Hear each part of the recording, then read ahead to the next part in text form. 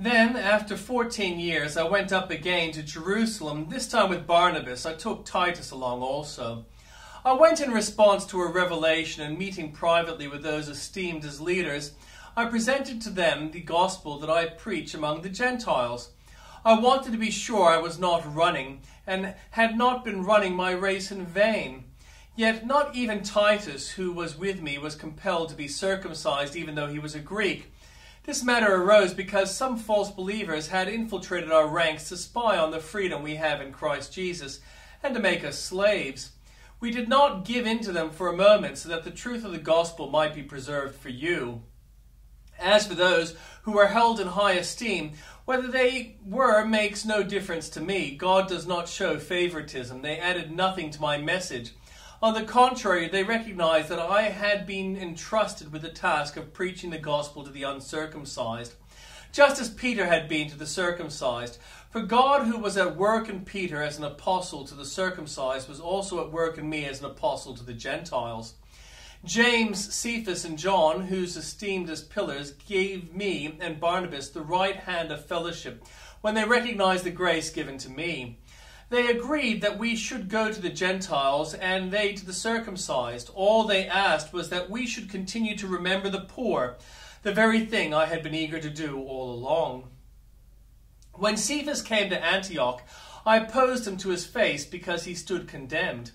For before certain men came from James, he used to eat with the Gentiles, but when they arrived, he began to draw back and separate himself from the Gentiles because he was afraid of those who belonged to the circumcision group. The other Jews joined him in this hypocrisy, so that by their hypocrisy even Barnabas was led astray.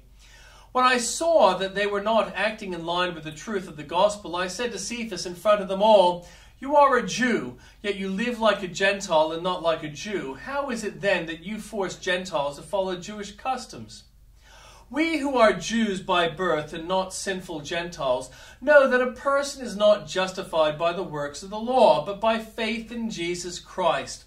So we too have put our faith in Christ Jesus, that we may be justified by faith in Christ, and not by the works of the law, because by the works of the law no one will be justified. But if, in seeking to be justified in Christ, we few Jews find ourselves among the sinners, doesn't that mean that Christ promotes sin? Absolutely not. If I rebuild what I destroy, then I really would be a lawbreaker. For through the law I died to the law so that I might live for God.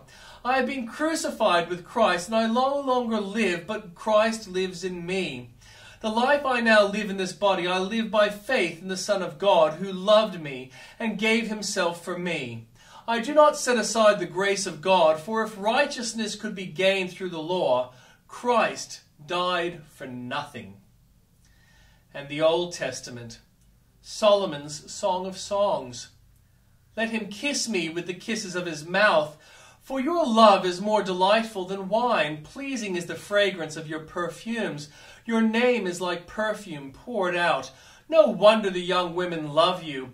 Take me away with you. Let us hurry. Let the king bring me into his chambers. We rejoice and delight in you. We will praise your love more than wine. How right they are to adore you. Dark am I, yet lovely, daughter of Jerusalem, dark like the tents of Kedar, like the tent curtains of Solomon. Do not stare at me because I am dark, because I am darkened by the sun. My mother's sons were angry with me and made me take care of the vineyards. My own vineyard I had to neglect. Tell me, you whom I love, where you graze your flock and where you rest your sheep at midday.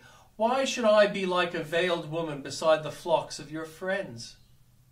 If you do not know, most beautiful of women, follow the tracks of the sheep and graze your young goats by the tents of the shepherds. I liken you, my darling, to a mare among Pharaoh's chariot horses. Your cheeks are beautiful with earrings, your necks with strings of jewels. We will make you earrings of gold, studded with silver. While the king was at his table, my perfume spread its fragrance. My beloved is to me a sachet of myrrh, resting between my breasts. My beloved is to me a cluster of henna blossoms from the vineyards of En-gedi. How beautiful you are, my darling, how beautiful! Your eyes are doves. How handsome you are, my beloved.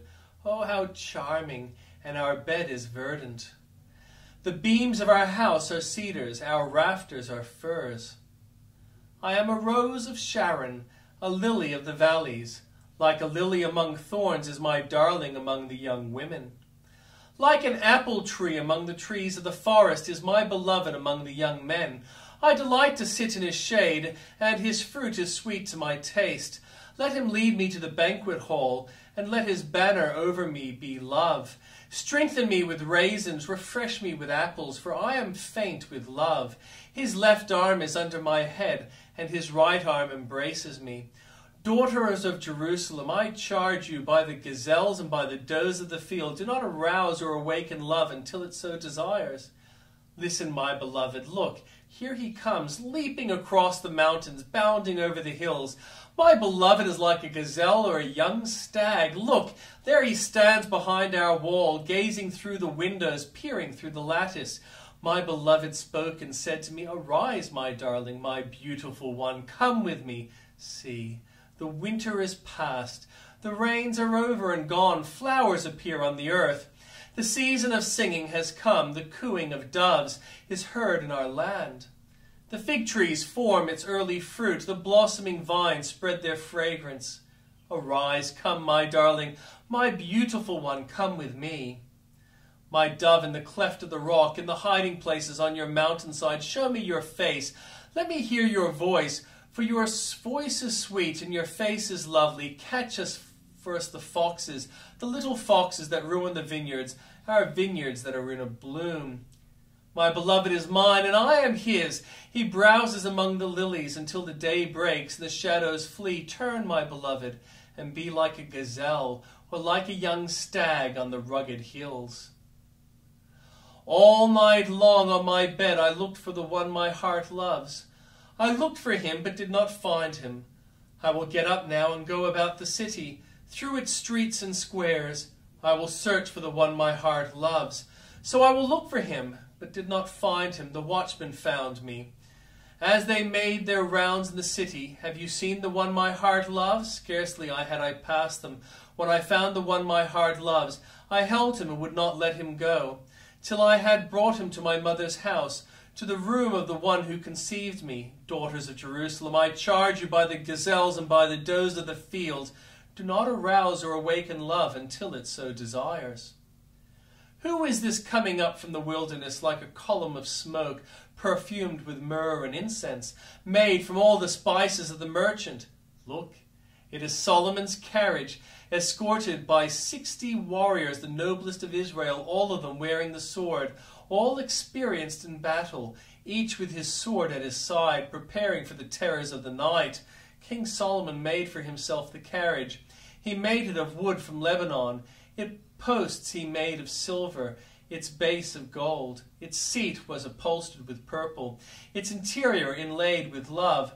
Daughter of Jerusalem, come out, and look, you daughters of Zion, look on King Solomon wearing a crown, the crown with which his mother crowned him on the day of his wedding, the day his heart rejoiced.